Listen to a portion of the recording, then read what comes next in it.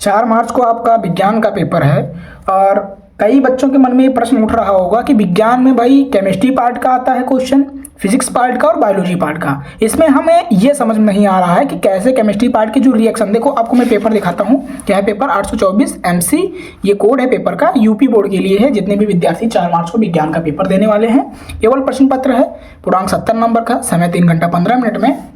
Instruction वगैरह हर paper में, हर video में मैं बताता हूँ। अगर इस टाइप की वीडियो आप देख रहे होंगे तो प्रारंभ के 15 मिनट में परीक्षार्थियों को प्रश्न पत्र पढ़ने के लिए ऑलरेडी आप जानते हैं प्रश्न पत्र 2 खंडों, खंड आ खंड बा में बहुविकल्पीय प्रश्न होंगे जिनका सोल्यूशन आपको किस पे करना है, OMR शीट, इस तरीके की OMR शीट मिलेगी, इस पे करना है लाइक ऐसे ही। ठीक है, चलो आगे दिखाते हैं आपको। आगे क्या है, 50 अंक के जो लघुत्तरीय प्रश्न है उसके लिए मैंने कॉपी लिख रखी है। ठीक है, तो पूरा मैं बताने वाला हूँ कैसे आपको कॉपी में आंसर लिखना है। ठीक है, तो चलो आइए दिखाते हैं। देखो सबसे पहले ये बहुविकल्पीय प्रश्न वगैरह आपको कर लेने हैं, तो ये मार्कशीट भी अच्छे तरीके से। ठीक है, चलो हम बात करते हैं केवल खंड बा की।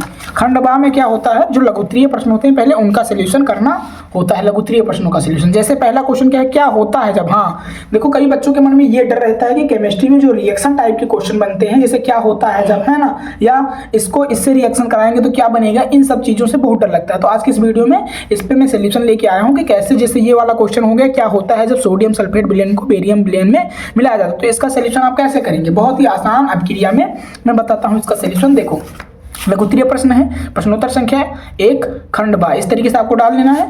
उसके बाद लिखना है, जब सोडियम सल्फेट के घोल को बेरियम क्लोराइड के घोल में मिलाया जाता है तो सफेद रंग का अवक्षेप बनता है। क्या बनता है, सफेद रंग का अवक्षेप बनता है, और यह अवक्षेप बेरियम सल्फेट का होता है, यह पानी में घुलता नहीं। इस प्रक्रिया में सोडियम क्लोराइड भी बनता है, बहुत ईजी भी में। देखो अब क्रिया आप क्या लिखेंगे, देखो सबसे पहले क्या है, सोडियम सल्फेट, तो सोडियम सल्फेट को किससे लिखते हैं, BaCl2, तो ये बेरियम क्लोराइड हो गया। सोडियम सल्फेट हो गया Na2SO4, है ना, एक्वा का मतलब होता है विलियन के रूप में है, मींस घुले हुए हैं। तो इन दोनों का रिएक्शन होगा तो क्या बनेगा, बेरियम सल्फेट। यहाँ पे क्या होगा, जो Cl2 है वो बाहर आ जाएगा, Na जो है वो बाहर आ जाएगा, NaCl2 के साथ मिलके क्या बनाएगा, 2NaCl बना लेगा, जो सोडियम क्लोराइड नमक हो जाएगा, आफ्टर ऑल बेरियम सल्फेट बन जाएगा। डेट इज इतना ही है इस क्वेश्चन का आंसर। आई होप आपको क्लियर हो गया होगा।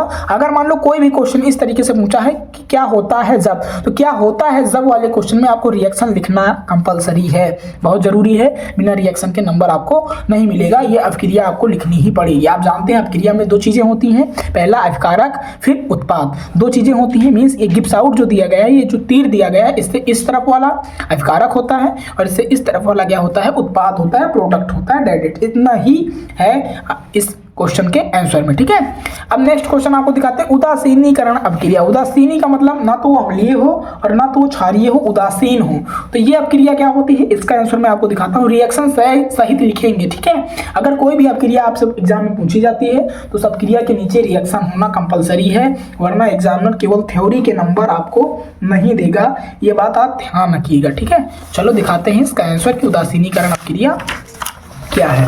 तो देखो उदासीनीकरण अभिक्रिया, प्रश्नोत्तर संख्या 2 आपने डाल दिया, हेडिंग डाल लीजिएगा जो भी आप लिखिएगा। तो इसमें आप क्या लिखेंगे, अम्ल और क्षारक परस्पर अभिक्रिया करके एक दूसरे को उदासीन कर देते हैं और लवण एवं जल बनाते हैं। देखो उदासीनीकरण अभिक्रिया का अगर सही डिफिनेशन की बात की जाए तो आप ये लिख सकते हैं, जब अम्ल और क्षारक आपस में रिएक्शन करते हैं, क्रिया करते हैं, तो वो लवण, नमक और जल, है ना, H2O का निर्माण करते हैं। ठीक है, यही प्रक्रिया जो है उदासीनीकरण अभिक्रिया कहलाती है। फॉर एग्जांपल रिएक्शन मैंने लिख रखा है, तो देखो HCl हाइड्रोक्लोरिक अम्ल है, जो NaOH सोडियम हाइड्रोक्साइड जो की क्षार है, अम्ल और क्षार रिएक्शन कर रहे हैं। अम्ल का नाम आपने पढ़ लिया HCl मींस हाइड्रोक्लोरिक अम्ल। इसके जगह कोई भी अन्य अम्ल हो सकता है, जैसे H2SO4 हो सकता है, या इसके जगह अन्य क्षार हो सकते हैं, जैसे KOH हो सकता है ना, सोडियम हाइड्रोक्साइड भी हो सकता है, और ये सोडियम हाइड्रोक्साइड ही है। तो इसके साथ में रिएक्शन हो रहा है, तो ये क्या बना रहा है, देखो Na जो है वो Cl के साथ मिलके NaCl बना रहा है, और यहाँ पे जो H बचा और यहाँ पे OH बचा,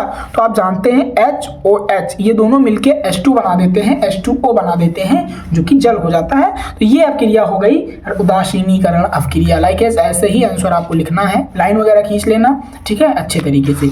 चलो अब नेक्स्ट क्वेश्चन आपको दिखाते हैं। नेक्स्ट क्वेश्चन क्या होने वाला है, इसका आंसर मैं आपको बताता हूं। श्वसन तथा दहन में अंतर लिखना है, 4 नंबर में ये भी क्वेश्चन बन रखा है। तो इसका आंसर प्रश्नोत्तर संख्या 3 का देना। तो देखो प्रश्नोत्तर संख्या 3, श्वसन तथा दहन में अंतर। श्वसन क्या है? यह एक जैविक नियंत्रण में होने वाली विशेष ऑक्सीकरण की क्रिया है, जबकि दहन क्या है? यह अनियंत्रित ऑक्सीकरण की क्रिया है। तो ये पहला अंतर हो गया इन दोनों के बीच में, और ये क्वेश्चन इंपॉर्टेंट भी है, दिन आप तैयार कर लीजिएगा। देखो, मैं उससे पहले आपको एक जानकारी देना चाहता हूँ कि अगर आप तक अभी ने अच्छे से तैयारी नहीं की बोर्ड पेपर 2025 की, और आप पेपर भी देने वाले हैं, चिंतित हैं, तो आज की इस न्यूज़ से आपको कोई टेंशन लेने की आवश्यकता नहीं है, क्योंकि अभी भी ब्रह्मास्त्र बैच जो है वो ओपन है आपके लिए, आप उसको ज्वाइन कर सकते हैं। यूपी बोर्ड परीक्षा अगर आप देने वाले हैं, किसी भी सब्जेक्ट में कोई प्रॉब्लम है, अगर आप तैयारी अच्छे से नहीं हुई है, तो अगर आप परीक्षा से 2 दिन पहले, 1 दिन पहले जैसे भी करके आप ले लेते हैं, तो उससे होगा ये कि हम मैजिकल मॉडल पेपर जो है वो प्रोवाइड कराएंगे भी सोल्यूशन। उससे होने वाला ये है कि अगर आप उसको तैयार करके जाते हैं, तो जो क्वेश्चन दिखेंगे बोर्ड पेपर में वो उनमें से ही होंगे। तो इसके लिए आप प्राइस देख सकते हैं, पहले 1000 थी, अब 199 कर दी गई है, क्योंकि एग्जाम पास है और बच्चों को बहुत सारी परेशानी हो रही है, इसलिए कर दिया गया है ये। आप क्या कर सकते हैं, डाउनलोड मोबाइल पर स्कूल ऐप, आप प्ले स्टोर पे जाइए, है ना, आप चलाते होंगे, या इस वीडियो के डिस्क्रिप्शन में देखेंगे, आपको लिंक प्रोवाइड करा दिया जाएगा, वहां से आप उसको इंस्टॉल करके फिर कोर्स ले सकते हैं, इससे आपको बेनिफिट होगा, ठीक है। या फिर इस नंबर पे आप मैसेज कर सकते हैं 7785053485, इस पर आप मैसेज कीजिए और यहाँ से आप बैच प्राप्त कर सकते हैं, ठीक है। तो ये छोटी सी जानकारी था, जिसके लिए भी उपयोगी हो, ये ले सकता है, बहुत ही इंपॉर्टेंट है। इससे आपको डरने की आवश्यकता नहीं होगी, आप अच्छे नंबरों से ही पास होंगे बोर्ड पेपर में और बढ़िया स्कोर करेंगे। 95 का जो टारगेट है वो आपका कंप्लीट होगा। चलो आगे हम बात करते हैं अपने इस क्वेश्चन की। तो दूसरा आप अंतर क्या लिखने वाले हैं बेटा? दूसरा अंतर लिखेंगे, या क्रिया में सामान्य ताप पर, क्या लिखा है, दहन में श्वसन में क्या होता है, या क्रिया में सामान्य ताप पर 25 से 45 सेंटीग्रेड पे होती है, लेकिन जो दहन है या क्रिया उच्च ताप पर ही होती है, मीन्स इसमें ज्यादा बॉइलिंग पॉइंट होती है, समझ रहे हैं, तापमान अधिक होता है। नेक्स्ट अगर आप बात करें, यह क्रिया एंजाइम की सहायता से होती है, और दहन की बात करें, दहन में एंजाइम की आवश्यकता नहीं होती है। फिर बात करें श्वसन की, तो श्वसन एक नियंत्रित प्रक्रिया है और दहन एक अनियंत्रित प्रक्रिया है, जिसका कोई नियंत्रण नहीं है। दहन में कहीं भी, दहन का मतलब आग जलना ही होता है ना, समझ रहे हैं। तो ये पूरा अंतर था किसके बीच में, श्वसन एंड दहन के बीच में। चलो नेक्स्ट क्वेश्चन आपको दिखाता हूँ और उसका आंसर क्या होने वाला है। तो क्वेश्चन है, अवतल दर्पण में आभासी प्रतिबिंब बनने का किरण आरेख बनाइए और वस्तु की स्थिति का उल्लेख कीजिए। 4 नंबर में डायरेक्ट क्वेश्चन बनना है, बहुत ही इजी वे में मैं इसका आंसर आपको बताता हूँ। तो देखो इसका आंसर आप कैसे लिखेंगे, प्रश्नोत्तर संख्या 4, वस्तु की स्थिति क्या होगी। देखो यहाँ पे क्या किसके बीच की बात कर रहा है, अवतल दर्पण की बात कर रहा है। तो अवतल दर्पण में दर्पण के बाहर की ओर से होता है जो दर्पण होता है, ठीक है। दर्पण M1 और M2 है ये पूरा, और यहाँ से क्या हो रहा है, अवतल क्या हो, कहाँ पे वस्तु की स्थिति के लिए दर्पण में आभासी प्रतिबिंब की बात कर रहा है। तो आभासी प्रतिबिंब में जो वस्तु की स्थिति होगी वो क्या होगी, अवतल दर्पण की वस्तु की स्थिति प्रतिबिंब दर्पण के पीछे बनता है तथा आभासी सीधा व आकार में वस्तु से बड़ा होता है। तो ये वस्तु की स्थिति है, ये पूरा डायग्राम है, आप अच्छे से व्यू कर लीजिए, देख लीजिए और बना लीजिएगा, बहुत ही आसान है। तो ये प्रश्नोत्तर संख्या 4 का आंसर है। लाइक देखो, जब भी फिजिक्स पॉइंट में न्यूमेरिकल या स्ट्रक्चर बेस्ड क्वेश्चन पूछे जाएं तो चित्र वगैरह बनाना कंपलसरी हो जाता है, अन्यथा आपको नंबर पूरे नहीं मिलने वाले हैं, ये बात आप ध्यान रखिएगा, ठीक है। चलो आगे मैं दिखाता हूँ आगे क्या क्वेश्चन होने वाले हैं, ठीक है। अगला क्वेश्चन है 5वां, उत्तल दर्पण की फोकस दूरी के लिए सूत्र लिखिए। उत्तल दर्पण के 2 उपयोग भी आपको लिखने हैं, तो आंसर इसका मैं इजी वे में आपको समझाता हूँ। देखिए प्रश्नोत्तर संख्या 5 हो रखी है और इसका आंसर क्या लिखेंगे, उत्तल दर्पण की फोकस दूरी के लिए सूत्र क्या है, I/U + I/V = 1/f। ये सूत्र है उत्तल दर्पण की फोकस दूरी के लिए, जहां u वस्तु की दूरी है, v प्रतिबिंब की दूरी है और यह फोकस की दूरी है, दैट इट्स। नेक्स्ट क्वेश्चन इसी में पूछ रखा था कि उत्तल दर्पण के 2 उपयोग लिखने हैं, तो 2 उपयोग आप देख सकते हैं। उत्तल दर्पण के 2 उपयोग, पहला दूरबीन में इस्तेमाल किया जाता है, सौर ऊर्जा को केंद्रित करने में इस्तेमाल किया जाता है, और नेक्स्ट वाहनों में पीछे देखने के लिए भी लगाया जाता है। तो ये हो गया आंसर प्रश्नोत्तर संख्या 5 का। नेक्स्ट आपको दिखाता हूं प्रश्न संख्या 6, मनुष्य की आंख के निकट बिंदु तथा दूर बिंदु से क्या तात्पर्य है और स्वस्थ आंख के लिए इनका क्या मान है। मीन्स मनुष्य के दूर बिंदु के लिए और निकट बिंदु के लिए जो स्वस्थ आंख है उसका क्या मान होना चाहिए, मीन्स कहाँ तक देख सकती है, निकटतम वस्तु के लिए कितनी नजदीक देख सकती है और अधिकतम दूर की वस्तुओं के लिए कितना दूर तक देख सकती है, तो ये बताना है आपको। चलो आपको इसका आंसर बहुत ही आसान वे में दिखाता हूँ। प्रश्नोत्तर संख्या 6 है और इसमें आप क्या लिखेंगे, निकट बिंदु। तो निकट बिंदु क्या है बेटा, आंख का निकट बिंदु आंख के सबसे नजदीक वह बिंदु होता है जहां कोई वस्तु रखी जाती है और फिर भी रेटिना पर उसका स्पष्ट प्रतिबिंब बनता है, ठीक है। तो ये हो गया निकट बिंदु।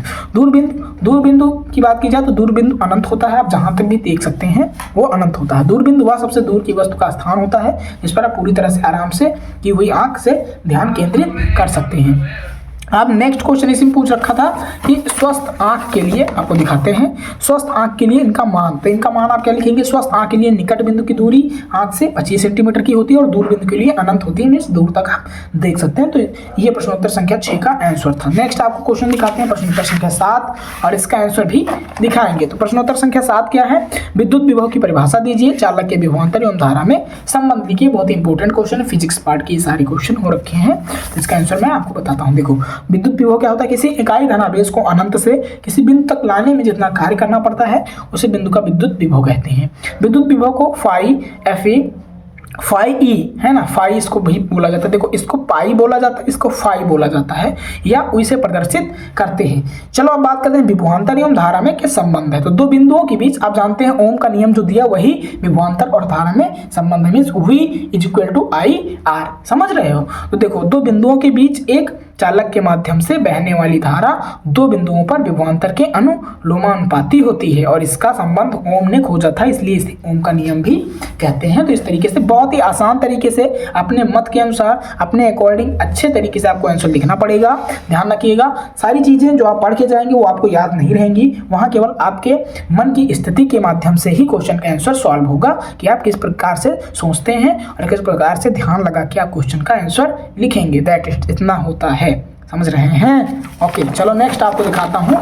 अब बात करते हैं दीर्घोत्तरीय प्रश्न की, जो 6 नंबर में डायरेक्ट क्वेश्चन बनते हैं, उनका सोल्यूशन आप कैसे करेंगे, बहुत ही आसान तरीके से मैं बताता हूं। चलो देखो क्वेश्चन का आंसर लिखना तो आपको ऑलरेडी पता चल रखा है कि कैसे अंतर वाले प्रश्न लिखे जाते हैं। अंतर वाले अगर प्रश्न आते हैं तो इस तरीके से लिखिएगा, हेडिंग डाल दीजिएगा, प्रश्नोत्तर संख्या जो भी है पूरा डिटेल डाल के अच्छे से लाइन वाइन खींच के अच्छे तरीके से लिखिएगा। ये तो मैं कई वीडियो में बता चुका हूँ कि कैसे आपको बोर्ड पेपर की कॉपी लिखनी है। और ये जो क्वेश्चन मैं बता रहा हूँ ये मोस्ट ऑफ इंपॉर्टेंट है, अगर आप इनको तैयार करेंगे तो इसमें से परीक्षा में बन सकता है। खनिज तथा एस्क में अंतर आपको बताना है। ये पिछले प्रीवियस ईयर क्वेश्चन पेपर उठा के देखेंगे तो पिछले 5 सालों में कई बार पूछा गया है, तो आपकी बार भी चांस है, ध्यान रखिए, पढ़ लीजिएगा। तो देखो खनिज क्या होते हैं, खनिज पृथ्वी की सतह या अंदर पाए जाने वाले प्राकृतिक पदार्थ होते हैं। और जबकि अयस्क क्या होते हैं, अयस्क वे खनिज होते हैं जिनसे धातुओं को निकाला जा सकता है, ठीक है। और सभी खनिज अयस्क होते हैं और सभी अयस्क खनिज नहीं हो सकते हैं, ये बात ध्यान रखिएगा। तीसरा अंतर क्या है, खनिज रासायनिक रूप से शुद्ध होते हैं और अयस्क धातु मात्रा में कम होती है। मीन्स जो खनिज होते हैं, मिनरल्स होते हैं, बिल्कुल प्योर होते हैं, जबकि जो अयस्क होता है उसमें धातुओं की मात्रा कम होती है जब तक उसको शुद्ध न किया जाए मशीनों के द्वारा, कंपनियों के द्वारा। तो ये बात ध्यान रखिएगा। ये हो गया आपका खनिज और अयस्क में अंतर। ये 4 नंबर में, 6 नंबर में, किसी भी नंबर में पूछ सकता है, देन इसको पढ़िए और याद करिएगा, ठीक है। नेक्स्ट आपको अगला क्वेश्चन दिखाता हूँ, प्रश्नोत्तर संख्या 3। ये दीर्घोत्तरीय प्रश्न की बात चल रही है। तो इसमें गैस की अवस्था में पाया जाने वाला जो हार्मोन है, बायोलॉजी पार्ट से है, इसके क्या कार्य हो सकते हैं। देखो गैस की अवस्था में पाया जाने वाला हार्मोन एथिलीन है। तो इसमें आप क्या लिखेंगे, देखो गैस की अवस्था में पाया जाने वाला पादप हार्मोन एथिलीन एक गैसीय अवस्था में पाया जाने वाला पादप हार्मोन है। यह एक विकास प्रोत्साहक और अवरोधक दोनों तरह से काम करता है। मीन्स क्या होता है, जब आप जानते हैं कि पेड़ जो है वो बढ़ते रहते हैं लेकिन एक निश्चित अवधि के बाद रुक जाते हैं, उनका विकास रुक जाता है, समझ रहे हैं आप मेरी बात। तो उसमें क्या होता है, तो ये विकास प्रोत्साहक का भी काम करता है और अवरोधक का भी काम करता है। इसीलिए ये जो है वो गैसीय अवस्था में पाया जाता है, पाया जाने वाला पादप हार्मोन है, ठीक है। तो ये आपको समझ में आ गया होगा कि गैस अवस्था में पाया जाने वाला पादप हार्मोन कौन है, वो है एथिलीन, ठीक है, एथिलीन। और इस एथिलीन के मुख्य कार्य क्या है ये भी पूछा गया है। तो आप क्या लिखेंगे, देखो अंकुरों की क्षैतिज वृद्धि को बढ़ावा देता है। जब कोई बीज अंकुरित होता है तो उसको वृद्धि करने के लिए, जैसा कि आपने पढ़ रखा है कि ये जो एथिलीन है वो क्या होता है बेटा, वो प्रोत्साहक और विकास के कार्य में काम आता है, मीन्स सहायक होता है। तो ये क्या करेगा, अंकुर को, बीज को अंकुरित होने के बाद उसको वृद्धि के लिए बढ़ावा देता है, ठीक है। फिर अगला क्या, अक्ष की सूजन को बढ़ावा देता है, जिससे जो बीज होता है वो क्या होता है, वो अंकुरित होके एक पौधे के रूप में बढ़ता है, ठीक है। फिर आगे क्या है, बीज और कली निष्क्रियता को तोड़ता है। फिर फलों के पकने में अहम भूमिका भी निभाता है, जैसे कि विकास में भूमिका निभाता है और पेड़ पौधों के बढ़ाव में, है ना, फैलने में, पेड़ पत्तियों की जड़ें को मजबूत करने में, सारे में, मीन्स कह सकते हो जब ये विकास वाला काम करता है तो सब चीज़ों में इसका सहयोग होगा इस हार्मोन का। तो फलों के पकने में अहम भूमिका निभाता है। नेक्स्ट, आलू कंद को अंकुरित करता है। पत्तियों और फूलों के पौधों के अंगों की कठोरता और अपचयन को बढ़ावा देता है। तो ये सारी चीज़ें हो गई एथिलीन के बारे में। और एथिलीन जो है वो क्या हो रखा है, ये पादप हार्मोन है। ठीक है, तो ये हो गया क्वेश्चन का आंसर, कई बार परीक्षा में पूछा गया है, इसको भी आप तैयार कीजिएगा। नेक्स्ट है अथवा करके मानव जनन तंत्र का नामांकित, तो इसमें से एक करना था, तो इन दोनों में से आप एक कर लीजिएगा, ये मैंने बता दिया। फिर मेंडल के आनुवंशिकता के नियमों का विवेचना कीजिए या ग्रीन हाउस प्रभाव लिखिए। तो मैं ग्रीन हाउस पर टिप्पणी लिख के दिखाता हूँ क्योंकि ये ज़्यादा इंपॉर्टेंट क्वेश्चन है, कई बार आया भी है। ठीक है, चलो देखते हैं इसका आंसर आपको कैसे लिखना है। देखो प्रश्नोत्तर संख्या 3 ग्रीन हाउस प्रभाव, इस पर टिप्पणी लिखनी है। तो आप इजी वे में लिखेंगे ग्रीन हाउस प्रभाव क्या है, तो इसे हरित गृह प्रभाव भी कहा जाता है। ठीक है, यह एक प्राकृतिक प्रक्रिया है जिसके द्वारा किसी ग्रह या उपग्रह के वातावरण में मौजूद कुछ गैसें वातावरण के तापमान को अपेक्षाकृत अधिक गर्म बनाने में मदद करती हैं। तो ये हो गया ग्रीन हाउस प्रभाव। अब इसके क्या इफेक्ट हैं, क्या प्रभाव हैं, इसके बारे में मैं आपको आगे बताता हूँ। तो देखो ग्रीन हाउस प्रभाव पृथ्वी के तापमान को नियंत्रित करता है। ठीक है, फिर यह पृथ्वी को बहुत गर्म होने से भी बचाता है। ग्रीन हाउस प्रभाव का ये भी काम है कि वो तापमान को नियंत्रित करता है। तो जाहिर सी बात है तापमान को गर्म होने से जो है वो बचाता भी है, या पृथ्वी को जमने से भी बचाता है। नेक्स्ट, ग्रीन हाउस प्रभाव पृथ्वी पर जीवन को स्थिर करता है। ठीक है, आप जानते हैं हमारा पर्यावरण हरा भरा है, ये सारी चीज़ें ग्रीन हाउस के प्रभाव से ही हैं। और पर्यावरण जब तक हरा भरा रहेगा तब तक जैव विविधता बनी रहेगी, और जब तक जैव विविधता बनी रहेगी तब तक यहाँ पे मानव जीवन, पशु जीवन और जो भी जीवन की बात कल्पना करते हैं, पशु पक्षी जितने भी जीवधारी यहाँ पे मौजूद हैं वो तभी तक जीवित रहेंगे जब तक हमारा पर्यावरण रहेगा, हमारा जंगल रहेगा। तो ये बात ध्यान रखिएगा, है ना। चलो आगे बढ़ते हैं। ग्रीन हाउस प्रभाव सूर्य से आने वाली ऊष्मा को पृथ्वी पर रोकता है। तो ध्यान रखिए ग्रीन हाउस प्रभाव, आप जानते हैं कि सूर्य से पराबैंगनी किरणें भी आती हैं और वे पराबैंगनी किरणों में इतनी शक्ति होती है कि वो मनुष्य के जो स्किन होती है, खाल होती है, उसको झुलस भी सकते हैं। तो बात ध्यान रखना, तो थोड़ा बच के रहो और पेड़ पौधे लगाते रहो, समझ रहे हैं। पढ़ाई के साथ साथ ये सारी चीज़ें भी होनी चाहिए क्योंकि जीवन सबसे पहले जरूरी है। तो ग्रीन हाउस प्रभाव सूर्य से आने वाली ऊष्मा को पृथ्वी पर रोकता है, तो ये बात ध्यान रखना, इंपॉर्टेंट पॉइंट है। ठीक है, फिर ग्रीन हाउस प्रभाव ग्लोबल वार्मिंग से जुड़ा है। ग्लोबल वार्मिंग आजकल आधुनिक युग के लिए बहुत ही सहायक हो रखा है। जैसे क्या होता है कि जो हमारा पर्यावरण है वो सेफ हो रहा है, सेफ क्या हो रहा है, उसका उद्धार ही हो रहा है। लेकिन ध्यान रखिए ग्लोबल वार्मिंग एक इम्पोर्टेंट क्या कर रहा है, रोल निभा रहा है, किसमें, ग्रीन हाउस प्रभाव में। तो ऐसा आप लिख सकते हैं। आगे आप क्या लिखेंगे, ग्रीन हाउस के प्रभाव के कारण पृथ्वी का औसत तापमान बढ़ सकता है। जैसा कि आप सभी को विदित है कि टेम्परेचर दिन प्रतिदिन बढ़ता ही जा रहा है। हर साल, हर नए साल में टेम्परेचर जो है वो अधिक मात्रा में बढ़ रहा है। जैसे अगर आप देखेंगे मौसम विभाग के अनुसार तो टेम्परेचर का बढ़ने का जो मेन कारण है वो यही है कि पर्यावरण का क्षति। जितनी ज़्यादा पर्यावरण की क्षति बढ़ेगी, पेड़ पौधों की कमी होगी, उतना ज़्यादा टेम्परेचर बढ़ेगा और इससे आने वाली जो जैव विविधता है वो क्या होगी, बाधित होगी। और इससे हो सकता है कि धरती धीरे धीरे यहाँ से प्राणियों की, जो जीवों की संख्या है वो धीरे धीरे नष्ट होगी। जैसे आपने पढ़ रखा है विज्ञान में, आपने पढ़ा है विज्ञान में और सामाजिक विज्ञान में पढ़ रखा है कि कुछ जीव लुप्त के कगार पे है, संकटग्रस्त हैं। तो ये सब इसी के कारण है, वो तो डिटेल में मैं नहीं जाऊँगा, आप जानते ही होंगे। तो ये था कुछ पेपर, आपने देख लिया, ऐसा कुछ सोल्यूशन था। इसमें जितने भी क्वेश्चन के आंसर बताए गए हैं 824 MC कोड है इस पेपर का। सारे क्वेश्चन को अच्छे से तैयार कर लेंगे। मैं जानता हूं कि ये जो क्वेश्चन हो आपके बोर्ड पेपर में आने वाले हैं, तो यदि मैं जानता हूं तो आपको चाहिए कि आप तैयार कर लीजिए क्वेश्चन और इससे आपकी प्रिपरेशन जबरदस्त तरीके से हो जाएगी। डेट इट्स इतना ही है आज की इस वीडियो में। और अगर आप इस चैनल पर नए हैं तो मुझे लगता है आपको ये चैनल सब्सक्राइब कर लेना चाहिए क्योंकि आपका एग्जाम नज़दीक है और मुझे ये भी पता है कि आपकी तैयारी अच्छे से नहीं हुई है। तो ये सारी चीज़ों को मद्देनजर रखते हुए आप चैनल को सब्सक्राइब कर सकते हैं। इस वीडियो को लाइक कर दीजिएगा और दोस्तों के साथ भी शेयर कीजिएगा। ठीक है, तो फिर मिलते हैं कोई नई वीडियो में, तब तक आप आराम से पढ़ते रहिए।